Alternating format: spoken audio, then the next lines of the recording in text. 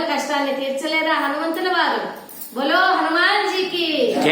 ఆ విధంగా హనుమంతుల వారి రూపంలోనే వస్తానంటూ అభయం ఇచ్చారు ఆ విష్ణుమూర్తి.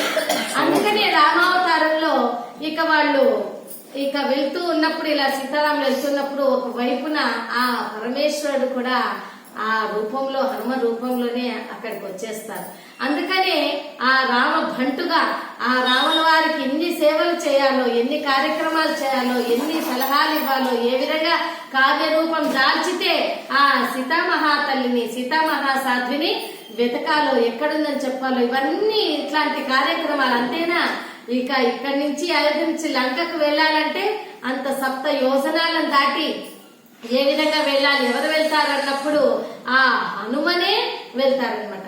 అలాగా పరమేశ్వరుడు నేనొస్తాను, నీకు ఏ మాత్రము భయపడొద్దని హామీ ఇచ్చినప్పుడు, అప్పుడు ఈ హనుమ రూపంలో వచ్చేటప్పుడు అప్పుడు పార్వతీ మాత అంటుంది, ఓ పరమేశ్వర, నీవు లేకపోతే నేనెలా ఉండను కైలాసంలో?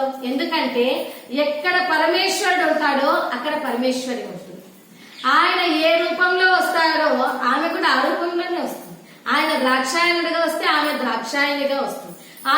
అతను భవానీ శంకరుడుగా వస్తే ఆమె భవానిగా వస్తుంది.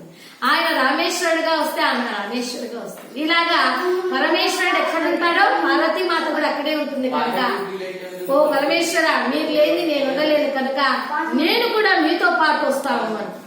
మరి నాతో పాటు రావడానికి ఎలాగా అంటే అప్పుడు పార్వతీ మాత అంటుంది, మీరు హనుమ రూపంలో వెళ్తున్నారు కదా, ఆ హనుమకి తోక రూపంలో నేను వస్తాను. అందుకే చూడండి, ఇప్పటికీ అంటూ ఉంటారు, ఎక్కడికైనా ఎవరైనా వెళ్తుండేటప్పుడు వాళ్ళకి మళ్ళీ ఇంకో వెనకాల ఇంకొక 2 జాయిన్ అయ్యారు అనుకోండి, ఏంటి మీరు వాళ్ళకి తోకలాగా మీరు కూడా వెళ్తున్నారే అంటారు. అవునా, విన్నారా ఈ మాట? అలాగా హనుమకి తోకలాగా, అంటే పరమేశ్వరుడికి పార్వతి ఆ తోక రూపంలో వచ్చిందన్నమాట. అందుకే అంత శక్తి హనుమంతుల వారికి ఆ వాలం ఉంది కాబట్టి, పార్వతీమాత వాల రూపంలో ఉంది కాబట్టి అంత శక్తి అన్నమాట. ఇప్పుడు అదే హనుమ రూపంలోనే, అంటే అదే రూపంలోనే మనకి ఎన్నో వానరులు ఉన్నాయి. మరి అన్ని వానరులకు లేని శక్తి హనుమంతుల వారికి ఎలా వచ్చింది అంటే కారణం ఆ పార్వతీమాతే వానర రూపంలో, ఆ వాల రూపంలో, తోక రూపంలో ఉంటుంది కనుకనే ఆ శక్తి వచ్చింది. అందుకే చూడండి, ఇప్పటికీ కూడా మనము హనుమంతుల వారికి పూజ చేసినప్పుడు వాల పూజ అని చేస్తారు కొంతమంది. హనుమంతుల వారికి తోక వాల, అంటే తోక అంటే వాలం అనమాట. ఆ వాలంకి కొంతమంది దీక్ష తీసుకుంటారు, వాల పూజ అని చేస్తారు. ఆ వాలం, ఆ తోకకి పై నుంచి ఇలాగా ఒక్కొక్క రోజు ఒక్కొక్క బొట్టు పెట్టడం, ఒక్కో రోజు ఒక్కొక్క బొట్టు పెట్టడం, ఈ వాలంకంతా పూజ చేసి అలాగా వాళ్ళు వాల పూజ అని చేస్తారు. అంటే వాళ్ళు సీతమ్మ వారికి బొట్టు పెట్టినట్టు. ఆ వాలంకి బొట్టు పెడితే సీతమ్మ వారికి సాక్షాత్తు బొట్టు పెట్టినట్లు అనమాట. అంత గొప్ప శక్తిమంతుడయ్యారు వానరుడు మనకి హనుమంతుడు వారు. అలాగా ఆ శ్రీరామచంద్రుల వారి బాధను తీర్చడానికి పరమేశ్వరుడే ఆంజనేయ స్వామి రూపంలో, అందుకే శివుడే ఆంజనేయుడిగా వచ్చారు, శివుడే హనుమ రూపం దాల్చాడు అని మన పురాణాల్లో, ఇతిహాసాల్లో, కథల్లో ఎన్నింటినో తెలుసుకుంటూ ఉన్నాం. జై బలో వాసవి మాతాకి, జై బలో సీతారామచంద్ర భగవానికి, జై బలో లక్ష్మీనారాయణకి, జై శ్రీ సత్యనారాయణ స్వామీజీకి. విఠల హరి విఠల, విఠల హరి విఠల, విఠల హరి విఠల, పాండురంగ విఠలే హరి నారాయణ, హరినాథ విఠలే హరి నారాయణ, హరి నారాయణ మధు నారాయణ, హరి నారాయణ మధు నారాయణ, విఠల హరి విఠల, విఠల హరి విఠల, విఠల హరి విఠల, పాండురంగ విఠలే హరి నారాయణ, హరినాథ విఠలే హరి నారాయణ, హరి నారాయణ మధు నారాయణ, హరి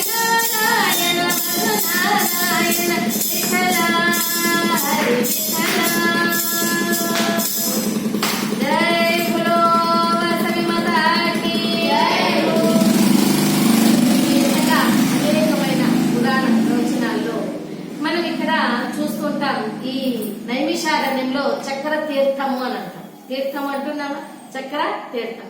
మనం ఎన్నో పుణ్యక్షేత్రాలు చూస్తుంటాం, ఎన్నో తీర్థయాత్రలు చేస్తూ ఉంటాం. ఈ పుణ్యక్షేత్రాలన్నీ కూడా మనకి పుణ్యాన్ని ఇచ్చేటువంటి, అవునా? మరి తీర్థక్షేత్రాలు అంటే ఎక్కడైతే పుణ్యక్షేత్రాలు అంటే భగవంతుడు నెలకొని ఉన్నాడో అక్కడ తీర్థం కూడా ఉందనుకోండి. ఒక బావి రూపంలోనో, నదీ రూపంలోనో, చెరువు రూపంలోనో, పుష్కరిణి రూపంలోనో, సముద్ర రూపంలోనో, ఇలాగా కోనేరు, కొలను, ఇలాగా ఏ రూపంలో అయినా తీర్థం ఉంటే అక్కడ ఇంకా విశిష్టమైంది. అందుకనే తీర్థ యాత్రలు అని అంటాము, అవునా? కొంతమంది అంటూ ఉంటారు తీర్థయాత్రలకు వెళ్ళినప్పుడు ఏ పండో కాయో వదిలేసి రావాలి అని. అవునా, విన్నారమ్మా? ఇది పండో కాయో వదిలేసి రావాలి అని కొంతమంది అంటుంటారు. తీర్థయాత్రలకు వెళ్ళొచ్చిన తర్వాత కూడా ఏదైనా తినమంటే భోజన పదార్థాలు గాని తినేటప్పుడు మేము అది తినమండి, కాకరకాయ తినమండి, మేము తీర్థయాత్రలో కాశీలో వదిలేసి వచ్చామండి. తీర్థయాత్రలకు వెళ్ళినప్పుడు కాశీలో కాయో పండు వదలాలి కదా, అందువల్ల అక్కడ ఆ కాకరకాయ మేము ఎలాగో తినము, మహా చేదు ఉంటుంది కనుక ఆ కాకరకాయ ఏదో వదిలేసే బదులు కాకరకాయలు వదిలేసి వచ్చాము అని అంటుంటారు, అవునా? అలాగే పండ్లలో కూడా వాళ్ళకి ఏమి ఇష్టం లేదో ఆ పండు వదిలేసి వచ్చాము అని అంటారు. వదిలేయమంటే ఇలా కాయో పండు వదిలేయమంటే ఇలా కూరగాయలో తినే ఫలాలు పండ్లు వదిలేయమని కాదమ్మా. కాయ అంటే అర్థం ఏమి అంటే దేహం. దేహం అంటే ఈ దేహం కాయ అంటే దేహాపేక్ష లేకుండా, అంటే ఈ శరీరం మీద ఆపేక్ష లేకుండా వదిలేయమని చెప్పారు మనకు మహాత్ములు. కానీ మన వాళ్ళు ఏమనుకుంటారు, కాయ అంటే నిజంగానే ఏ కూరగాయలో ఏ పండ్లో ఇలా అనుకుంటారు మన వాళ్ళు. అలాగే ఫలం వదిలేయండి అన్నారు. ఫలం అంటే ఏంటి? పండుని కాదు అర్థం. ఫలం అంటే మనం ఏదైనా కర్మ చేసినప్పుడు మనకి దాని నుంచి ఏం ఫలం వస్తుంది. ఇప్పుడు కొంతమంది అనుకుంటూ ఉంటారు, మనం ఏదైనా ఈ సహాయం ఎవరికైనా చేశామనుకోండి, ఒక సహాయం ఎవరికైనా చేశారు, వీళ్ళకి సహాయం చేస్తే మనకి ఏం వస్తుంది అని ఆలోచిస్తారు. ఇప్పుడు ఒక 10 మంది ఉన్నారనుకోండి, ఆ 10 మందిలో ఎవరికి సహాయం చేస్తే మళ్ళీ వీళ్ళకి లాభం వస్తుంది అని ఆలోచించుకొని ఆ లాభం వచ్చేటువంటి వ్యక్తులకు కొంతమంది సహాయం చేస్తారు. ఓహో, వాళ్ళ నుంచి మళ్ళీ మనం లాభం పొందొచ్చు, లేదా వాళ్ళ నుంచి మనకి ఏదో ఒక క్రెడిట్ వస్తుందనో, వాళ్ళ నుంచి ఏదో ఉద్యోగం వస్తుందనో, ఇంకేదో ఆశించి ఒకరి నుంచి ఇలాగా ఫలం ఆశించి చేస్తారు. అలాంటి ఫలం అనేది వదిలేయాలి. అంటే అవతలి వారి నుంచి మనం ఏమి ఆశించకూడదు.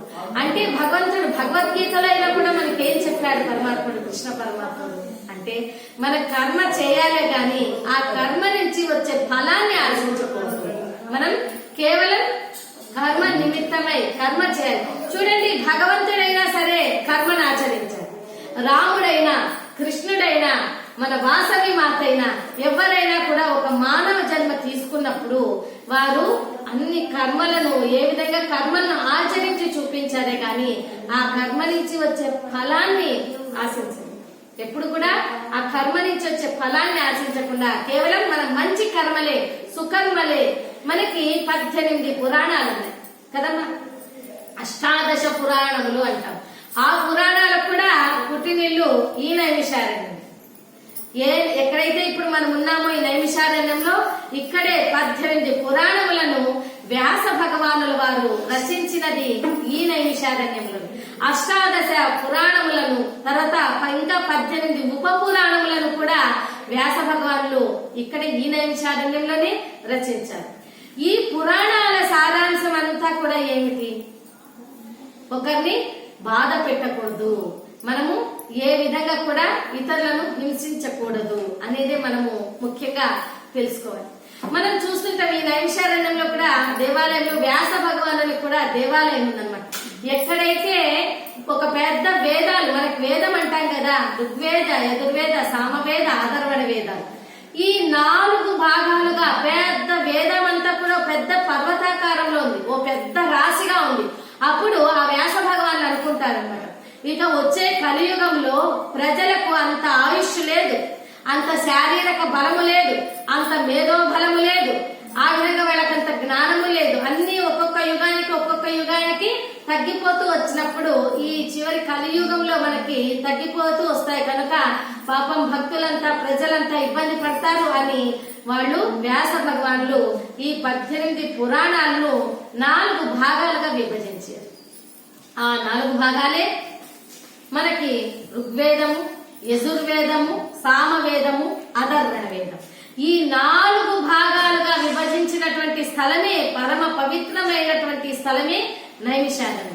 అందుకే ఇక్కడ మనకు ఒక దేవాలయంలో కూడా, వ్యాస దేవాలయంలో ఒక పెద్ద రాశిగా ఉంటుంది.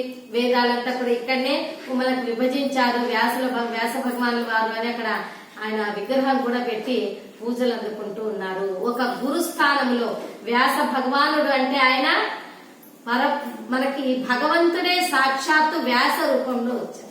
ఆయన్ని ద్వైపాయనుడు అని కూడా అంటారు, కృష్ణ ద్వైపాయనుడు అని కూడా అంటారు. ఎందుకని అంటే ఆయన కృష్ణ రూపం, ఆయన పేరే కృష్ణ కనుక ఆయన రూపము ఆ విధంగా భగవత్ రూపంలో వచ్చారు కనుక కృష్ణ అని. ఆ తర్వాత ద్వైపాయనుడు అంటే ఆయన ఈ మనకి ఒక ద్వైపాయనులు అంటే దీంట్లో మనకి ఒక నది మీద ఆయన జన్మించినారు కనుక ఒక ఖండం మీద, అందుకనే ద్వైపాయనుడు అని పిలుస్తూ ఉన్నాము. ఈ వ్యాస భగవానుల వారు ఎన్నో పురాణాలు రచించారు, ఎన్నో రాసినారు. అంతేకాదు ఇప్పుడు మనకున్నటువంటి ఇక్కడ సత్యనారాయణ స్వామి వారి విగ్రహం ఇక్కడ చూశారు. ఇక్కడ నైమిషారణ్యం వచ్చిన ప్రతి ఒక్కరూ కూడా సత్యనారాయణ స్వామి వ్రతం ఆచరించాలి అని మనం తెలుసుకుంటున్నాం. అవునా? ఎందుకని మరి సత్యనారాయణ స్వామి వ్రతం ఆచరించాలి?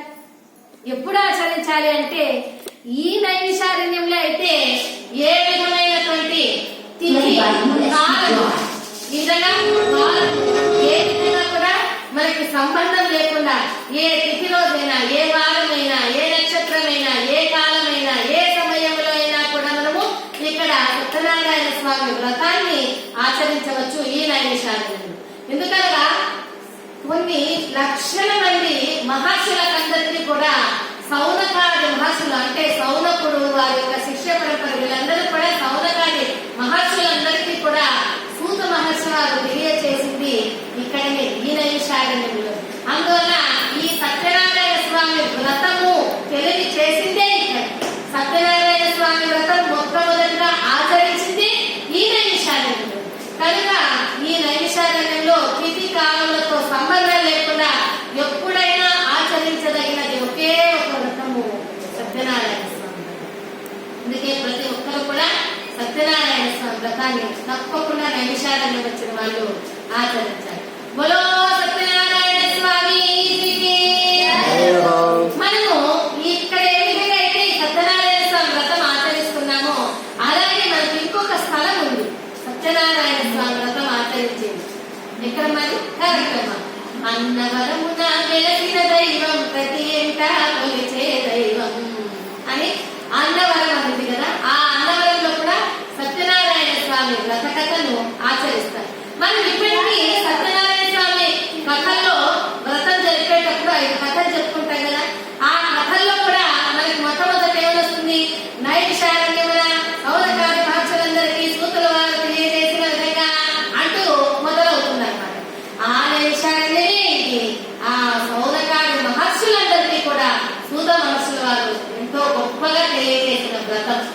ఎందుకు ఇలా మహర్షులు మహర్షులు అంటున్నారు అంటే మనం చూడండి, రామ కృష్ణ అంటూ మనం ఏ దేవతల్ని ఏ దేవుళ్ళని పూజిస్తున్నామో ఆ దేవుళ్ళను పూజించిన దానికంటే కూడా ఎక్కువ ఫలితం మహర్షులను తలుచుకుంటే మనకు పుణ్యం వస్తుంది. ఎందుకంటే ఆ రాముడైనా ఆ కృష్ణుడైనా కూడా ఆ మహర్షులను వేడుకునే కదా, ఆ మహర్షుల దగ్గర విద్యాభ్యాసం చేసే కదా, ఆ మహర్షుల దగ్గర శిష్యరికం చేసే కదా వీళ్ళు కూడా దైవాత్మలుగా ఉన్నారు. కనుక ఎప్పుడు కూడా మహర్షులు అనేటువంటి వారు చాలా గొప్పవారు. అలాగే నేను దేవతలను నిందించడం లేదు, దేవతల్ని పూజ చేయొద్దని అనడం లేదు. దైవారాధన ఎంతో గొప్పది. అలాగా మహర్షుల యొక్క విశిష్టత ప్రాముఖ్యత కూడా నేను తెలియజేస్తున్నాను.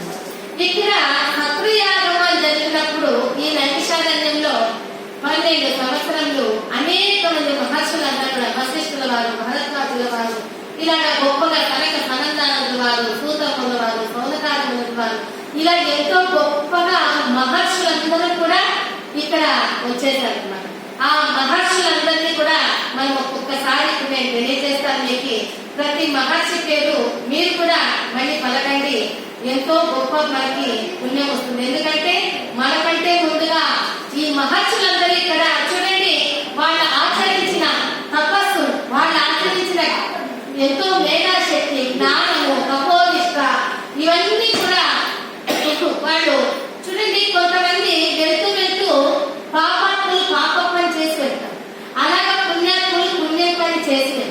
అలాగా మహర్షులు ఎంతో పుణ్యాత్ములు మహర్షులు వాళ్ళు చేసినటువంటి ఆ తపశక్తిని వాళ్ళు పొందినటువంటి ఆ తపశక్తిని తపస్సు చేసి పొందిన శక్తిని వాళ్ళు ఇక్కడ ప్రతి ఒక్క చెట్టులోను గుట్టలోను పెట్టలోను నీటిలోను వాగులోను బక్కలోను విగ్రహ రూపంగా ఈ విధంగా ఈ భూమి మీదంతా కూడా వాళ్ళు వదిలి వెళ్ళారు వాళ్ళ యొక్క తపోనిష్టం.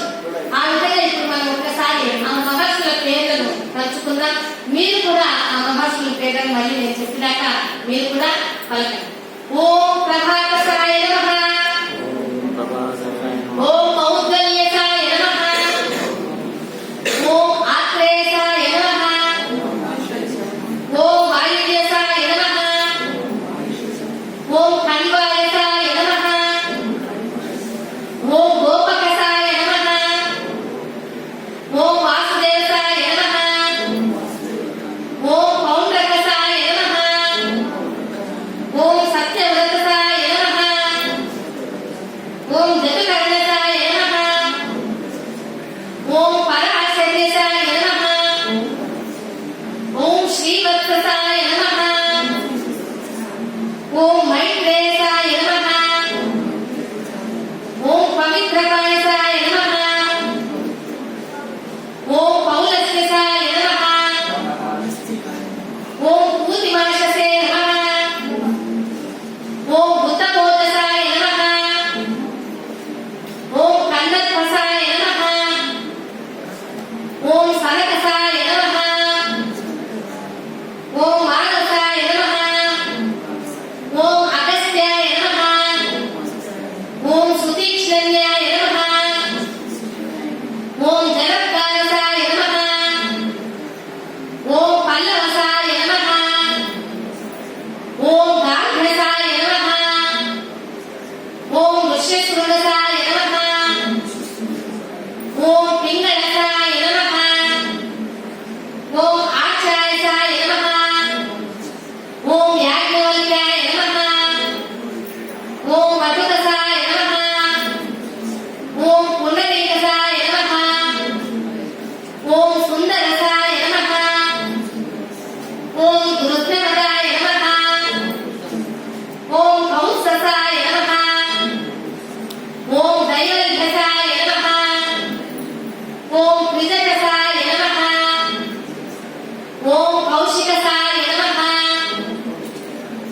ఓం కౌంతేశాయ నమః, ఓం శరభంగసాయ నమః, ఓం మృత్యుష్కసాయ నమః, ఓం హరివల్క్యసాయ నమః, ఓం ముకురసేనాయ నమః, ఓం కాశ్యపసాయ నమః, ఓం గౌతమసాయ నమః, ఓం కౌండిన్యసాయ నమః, ఓం మౌనలసాయ నమః, ఓం జాగ్రేయసాయ నమః. మీరు కూడా పలికితేనే మీకు ఆ మహర్షుల యొక్క ఆశీర్వాదం పూర్తిగా మీకు కూడా లభిస్తుంది. ఓం చక్రపాణిసాయ నమః, ఓం కైత్రేయాయ నమః, ఓం నేత్రవాదసాయ నమః, ఓం సనత్కుమారసాయ నమః, ఓం జామసూదనాయ నమః, ఓం కరుణిసాయ నమః, ఓం శాండిల్యసాయ నమః, ఓం సౌనకసాయ నమః, ఓం దూర్వాసాయ నమః, ఓం మారీచసాయ నమః, ఓం జడభరతసాయ నమః, ఓం వ్యాససాయ నమః, ఓం కృష్ణసాయ నమః, ఓం మునిరాజసాయ నమః, ఓం గార్గ్యసాయ నమః, ఓం నారదసాయ నమః, ఓం విష్ణువర్ధనసాయ నమః, ఓం సుతాంజనసాయ నమః, ఓం భార్గవసాయ నమః, ఓం పరాత్పరాయ నమః, ఓం సువర్ణసాయ నమః, ఓం బృహదస్యసాయ నమః, ఓం భరద్వాజసాయ నమః, ఓం చామర్షణాయ నమః, ఓం సౌవర్ణ్యసాయ నమః, ఓం బోధాయనసాయ నమః, ఓం కీర్తిరసాయ నమః,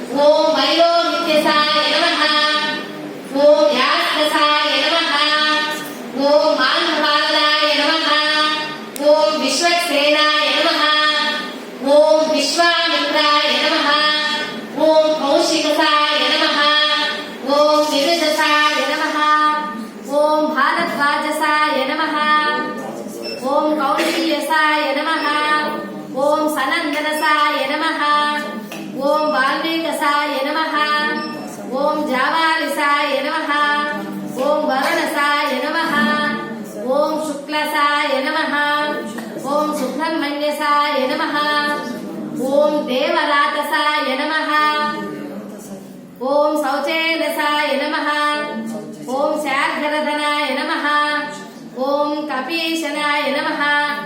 ఓం సౌమ్యాసనాయ నమః. ఓం ధనదలసనాయ నమః.